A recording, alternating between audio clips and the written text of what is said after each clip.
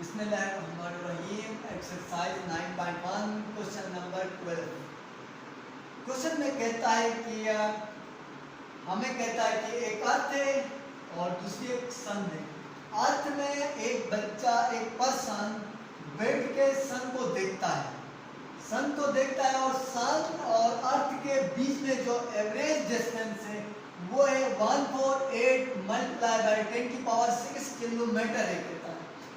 और ये कहता है जो पर्सन बैठ के, जैसे मैं इधर बैठ के फैन को देखता हूँ, फैन के दोनों कॉर्नर्स और मेरे आइस कॉन्टेक्ट के बीच में एक एंगल बनता है, वो एंगल है कहता है, एंगल है कहता है, वो क्या है कहता है 9.3 मल्टीप्लाई बाई 10⁻³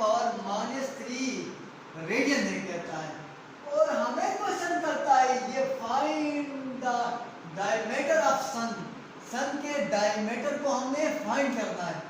अब देखें ये एंगल है, ये एंगल है इस कॉर्नर और इस कॉर्नर के बीच में। आप देखें दो ये रेडिया है, ये भी रेडियस होगी, इन दोनों के बीच में ये एंगल बनता है, ये एंगल थीटा बनता है।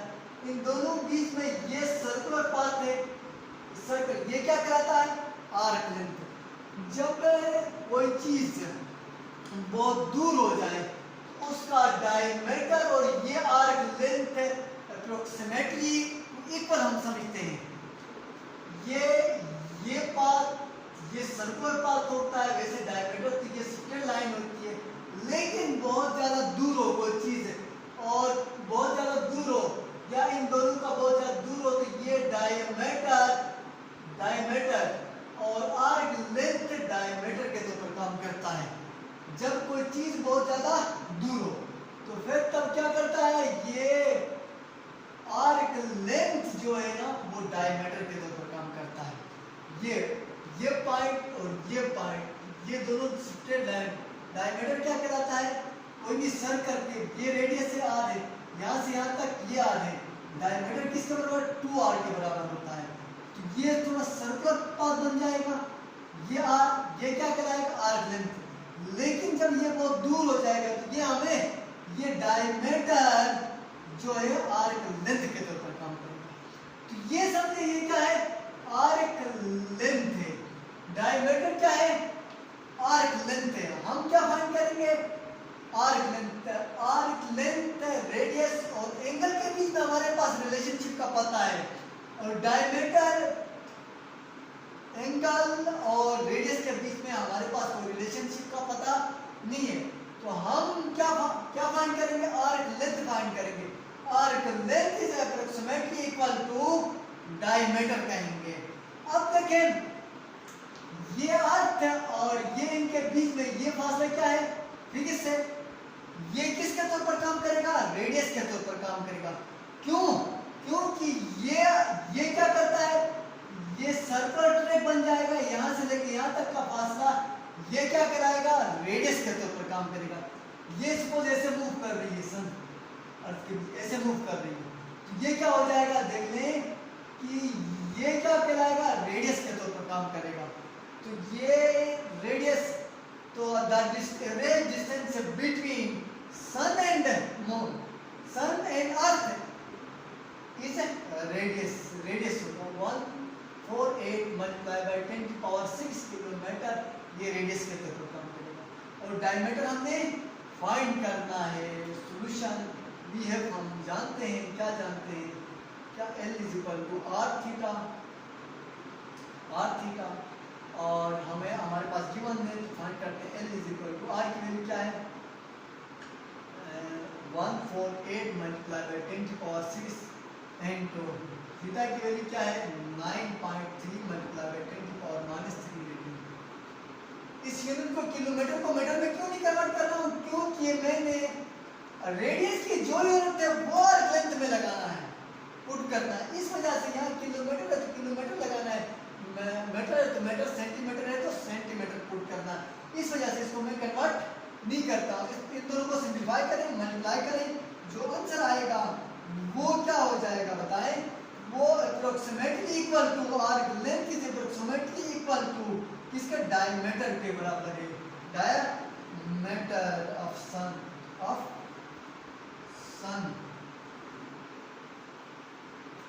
Equal to answer. ये दोनों बेस से पावर 10 की पावर 3 हो जाएगी, इन दोनों को मल्टीप्लाई करें और सिंप्लीफाई करें, इधर लिखते हैं ये। अब यूनिट क्या आ जाएगी बताएं, किलोमीटर आ जाएगी यूनिट। अब नेक्स्ट क्वेश्चन, क्वेश्चन नंबर 13 बहुत ज्यादा इंपॉर्टेंट है। कहता है इस क्वेश्चन नंबर 13 में एक सर्कुलर वायर है, उसकी रेडियस से, इसकी रेडियस ये क्या है R1 कहता हूँ 6 सेंटीमीटर है कहता है। एक होप, ये भी सर्कुलर है होप। क्या करते हैं, इसको कट करते हैं, कट करके क्या करता हूँ, जब होप बड़ा है तो इसके ऊपर घुमाता हूँ, कट करके इधर घुमाता हूँ तो ये इस तरह इतना घूम जाएगा। इसकी लेंथ, इसको एक पॉइंट से कट करने के बाद इसकी टोटल लेंथ को इसके इधर होप के ऊपर घुमाता हूँ। घुमाने के बाद ये कहता है कि एक सर्कुलर वायर है, उसको कट करना है। उसके कट करने के बाद इस होप के इर्द गिर्द हमें घुमाना है। घुमाने के बाद इन दोनों पॉइंट्स, ये सेंटर होगा, ये इस होप में क्या करेगा, इसका लेंथ है आर्क लेंथ के तौर पर काम करेगा। ये क्या होगा, length of wire is equal to arc length, इसका आर्क लेंथ बन जाएगा। अब इधर देखें, ये कहता है कि इसमें रेडियस ऑफ होप, इसका रेडियस क्या है 24 सेंटीमीटर है कहता है। सेंट्रल एंगल, इस एंगल हमने फाइंड करना है। कब फाइंड करना है, कौन सा एंगल फाइंड करना है, जब हम सर्कुलर वायर को कट करेंगे। कट करने के बाद होप में घुमाएंगे, सर्कुलर घुमाएंगे, दोनों एंड्स में जो एंगल बनेगा वो एंगल हमने फाइंड करना है। देखो theta is equal to L over R, हमारे पास आर्क लेंथ है क्या इस होप का, ये फाइंड करना है। ये हमारे पास आर्क लेंथ फाइंड नहीं है। ये क्या चीज है, ये L वो है जो आर्क वायर की टोटल लेंथ। मैं सरकमफ्रेंस निकाल सकता हूँ क्या, रेडियस गिवन है, इस वायर का रेडियस गिवन है, इसकी टोटल लेंथ या सरकमफ्रेंस हम निकाल सकते हैं बिल्कुल। C इज इक्वल टू या L is equal to length of wire, total length of circular wire is equal to क्या होगा, इधर देखें L से डिनोट करता हूँ, L इज इक्वल टू क्या होगा, 2 पाई R होता है। सरकमफ्रेंस या total length of a wire, circular wire क्या होता है 2 pi R। L is equal to क्या होगा 2 पाई R1 क्या है सीरीज से, ये L is equal to 12 pi हो। अब देखें हमने क्या करना है, सेंट्रल एंगल ऑफ होप का सेंट्रल एंगल फाइंड करना है। We have theta is equal to L over R, इसकी रेडियस हमारे पास गिवन है, L गिवन नहीं है तो देखें, लेकिन बट आल्सो वी हैव, हम जानते हैं, क्या जानते हैं, the length of circular wire is equal to 2 pi R1 की वैल्यू गिवन में पुट कर लिया डेटा से, 2 pi R 2 pi 6 multiply by 2 12 पाई, इसकी यूनिट आ जाएगी, उसने गिवन दिया है। ये सेंटीमीटर है तो सेंटीमीटर आएगी, मीटर है तो मीटर आएगी। ये किसके बराबर है, लेंथ के बराबर है। So the arc length of arc length, so sir ये जो सर्कुलर वायर की जो लेंथ है वो आर्क लेंथ बन जाएगा किसका, होप का। L is equal to 12 pi centimetre. Put the values in equation 1, इस इक्वेशन 1 के अंदर पुट कर लिया, रेडियस ऑलरेडी गिवन है, आर्क लेंथ मैंने फाइंड कर लिया, उसमें पुट कर लिया 12 पाई डिवाइड बाय 24, इसमें कैंसिलेशन किया pi divide by 2, radian answer आ गया। ये क्या आ गया हमारा, रेडियन आंसर आ गया। Theta is equal to pi divide by 2, radian answer आ गया। ये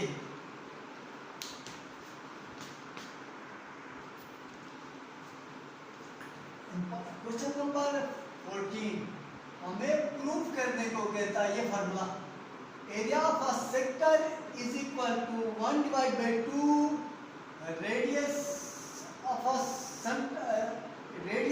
circle and central angle of a circle. ये फार्मूला हमें इस क्वेश्चन नंबर 14 में प्रूफ करने को कहता है, और मैट्रिक में हमने इसको प्रूफ किया था।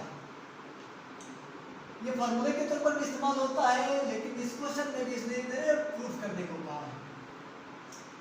अब देखिए इसको मैं प्रूफ करता हूं। ये एक सर्कल है, कंसिडर अ सर्कल। एक मैंने एक सर्कल लिया, उसका रेडियस क्या है r, radius is equal to r, OP is equal to या OQ is equal to r के बराबर ले, और उसका सेंट्रल एंगल आर्क लेंथ है, आर्क लेंथ क्या है PQ, PQ क्या है r रखे, OPQ ये क्या है एक सेक्टर है, इसका एरिया क्या है A, एरिया क्या ले लिया मैंने A ले लिया। तो ये बातें मैं इधर लिख रहा हूं। Consider a circular reason, circular region कौन सा है OPQ, ये एक सर्कुलर रीजन है, ये एक सेक्टर है, हैविंग रेडियस, उसकी रेडियस क्या है r है, विद सेंटर, उसका सेंटर क्या है O है, एज इट्स सेंट्रल एंगल या थीटा, सेंटर क्या है with centre O and it's central angle, central angle क्या है theta, theta is in radian, ये क्या किस में है रेडियन में, उसका सेंटर क्या है O है और उसका सेंट्रल एंगल क्या है थीटा है, लेकिन इसको किस में लेना है रेडियन में लेना है।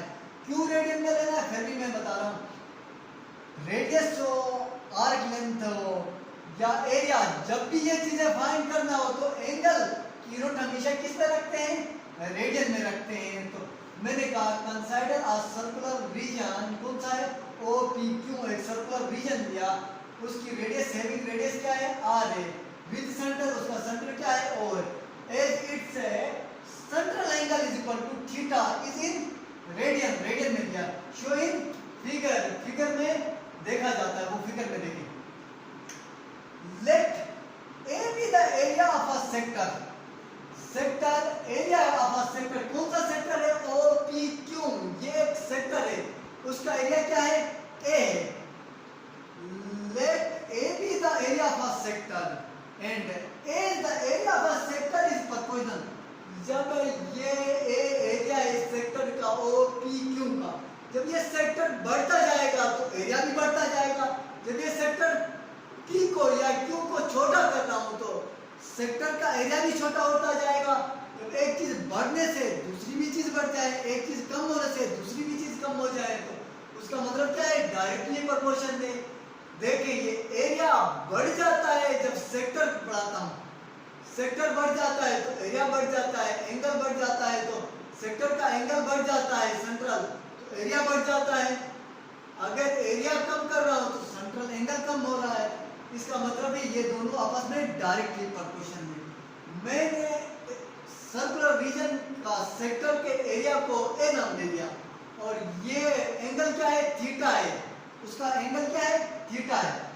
लेकिन भी the area of sector OPQ, OPQ है, as the area of sector is proportional, उसका एरिया प्रोपोर्शनल है, डायरेक्टली प्रोपोर्शनल है, सेंट्रल एंगल, एंगल कौन सा है थीटा के प्रोपोर्शनल है। So we have, हम जानते हैं, क्या जानते हैं, area of sector is directly proportional to area of circle, ये भी हम जानते हैं। देखें जब एंगल बढ़ता जाएगा एरिया ऑफ सेक्टर बढ़ता जाएगा,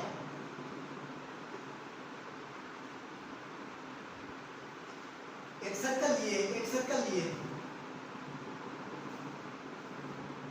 जब सर्कल का एरिया बढ़ता जाएगा तो सेक्टर का भी एरिया बढ़ता जाएगा, जब सर्कल का एरिया कम हो जाएगा तो एरिया,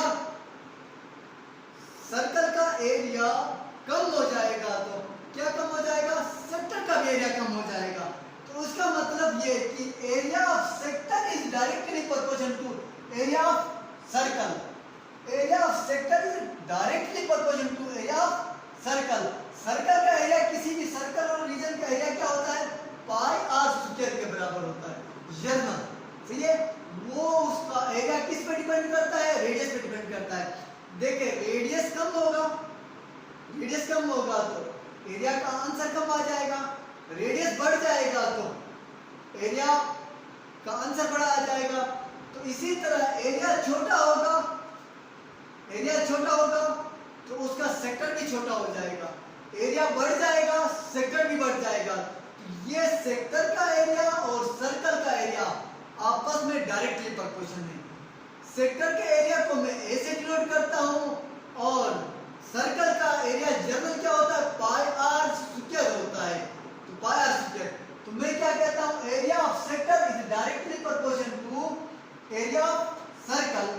सर्कल का एरिया और area of sector directly proportional है। ए इसको ए से डिनोट कर लिया मैंने, इसको ए से डिनोट किया हूं, और इसका एरिया क्या है, किसके बराबर है, पाई आर स्क्वायर के बराबर है। ये रफ काम है, ये क्लियर करो। सही, आपने ये लिखना है, A is directly proportional to pi r square।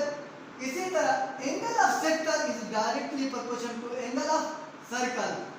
देखें सेक्टर का एंगल बढ़ता जाएगा तो सेक्टर भी बढ़ता जाएगा, सेक्टर भी बढ़ता जाएगा। इसी तरह सर्कल जितना बड़ा होगा उसका एंगल भी इतना बड़ा होगा। जितना सेक्टर का एंगल छोटा होगा इतना, जितना सर्कल का एंगल छोटा होगा इतना क्या होगा, सेक्टर का एंगल भी छोटा हो जाएगा। तो मैंने क्या किया, angle of a sector is directly proportional to angle in circle. पूरा सर्कल का एंगल क्या होता है, 2 पाई के बराबर होता है। सेक्टर के एंगल को क्या कहूं, थीटा कहूं। ये दोनों इक्वेशन 1 और इक्वेशन 2 है। Equation 1 divided by equation 2, a divide by equation a divide by theta is directly proportional to left के साथ डिवाइड, लेफ्ट के साथ डिवाइड, राइट के साथ डिवाइड करता हूं। इन दोनों को डिवाइड करता हूं, प्रोपोर्शनल हट जाती है, कांस्टेंट आता है, कांस्टेंट इधर 1 है, इधर 1 है। ये यहां पे थीटा इधर डिवाइड करके आके मल्टीप्लाई हो गया। तो अब ये पाई पाई कैंसिल हो गई, पाई पाई पे cancel, 1 divide by 2 r square theta. तो ये आपका प्रूफ हो गया। एरिया ऑफ अ सेक्टर क्या है, area of a sector is equal to, ये a is equal to 1 divide by 2 r square theta के बराबर है। फिर से बताता हूं, a is equal to 1 divide by 2 r square theta, इसको हमने प्रूफ करना है। कंसीडर मैंने एक सर्कल ले लिया, देखिए एक सर्कल ले, उसका सेंटर क्या है, o है, और उस सेंटर के अंदर सर्कल ले, उसका सर्कुलर एक रीजन लेता हूं, वो क्या है, ओ पी क्यू है। उसका एरिया क्या है, ए है, और उसकी रेडियस क्या है, आर है, और उस रीजन के बीच में जो एंगल बनता है थीटा बनता है। ये जो बातें वो वहां पे लिखना है। Consider a circular region O P Q of radius with radius A, with a radius a and its center is o and the central angle is theta which is in radian। मैंने radian लिखा, as भी है। हम जानते हैं, क्या जानते हैं कि area of a sector is, sector का एरिया इतना बड़ा बढ़ता जाएगा जितना सर्कल बड़ा होगा। तो मैं ये कह सकता हूँ, उसका मतलब ये दोनों आपस में डायरेक्टली प्रोपोर्शनल है। Area of a circle is directly proportional to area of sector. ये मैंने लिख लिया है, क्या लिखा, area of a sector is directly proportional to area of circle. Circle, कोई भी सर्कल का जनरल फार्मूला क्या होता है, पाई आर स्क्वायर होता है। उसका एरिया पाई आर स्क्वायर के बराबर होता है। वो डिपेंड करता है, रेडियस पे डिपेंड करता है। इसी तरह समान होगा तो आंसर समान आएगा, ग्रेटर होगा तो ग्रेटर आंसर आएगा। इसी तरह देखें, ये डिपेंड करेगा सेक्टर का एंगल भी सर्कल पे डिपेंड करेगा, सर्कल के एंगल पे डिपेंड करेगा। सर्कल का एंगल जितना बढ़ता जाएगा इसी तरह ये भी बढ़ता जाएगा। तो इसी तरह मैं लिख सकता हूँ, angle of a sector is directly proportional to angle in circle. तो अब ये इक्वेशन 1 होगी, ये इक्वेशन 2 होगी। इन दोनों को डिवाइड कर रहा हूँ, डिवाइड कर लिया, लेफ्ट के साथ डिवाइड, राइट के साथ divide, pi cancel, 1 divide by 2 r square theta आ गया। अब ये प्रोपोर्शनल की हटाते हैं तो कांस्टेंट आता है। इधर कांस्टेंट क्या है, 1 है, इधर कांस्टेंट क्या है, 1 है। ये हमारा प्रूफ होता है।